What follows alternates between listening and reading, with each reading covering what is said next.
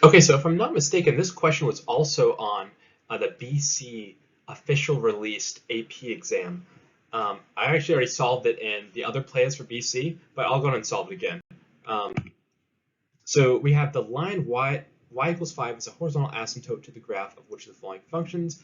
So let's just go ahead and review what an asymptote is. So if I have the line, y equals 5, an example would be if I had a function that looks something like this, starts at 0, and then it approaches the line y equals 5, but it never actually touches it per se. It just gets super, super close.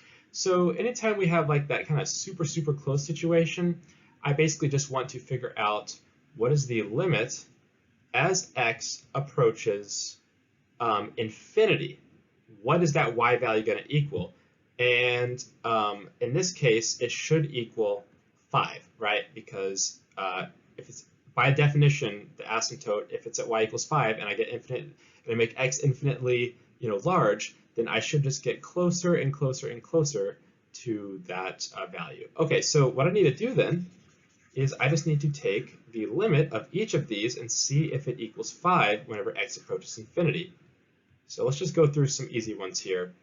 This one is not going to work because I'm going to, sine is, well, that's fine. Here, you know what? Well, it's not going to work because, look, I'm going to have to use L'Hopital's rule, and then I'm just going to get a trig function, and if I plug infinity into it, I'm not going to get a valid answer there. So that's not going to work. What about y equals 5x? Nope, that's going to diverge.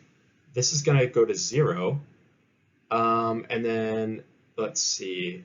Let's try D. The limit as x approaches infinity for 5x over 1 minus x.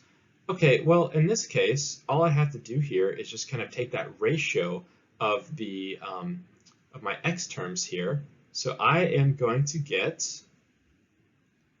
going to end up with -5. Now, the problem is that it's -5 and not 5, so that answer choice is going to be out.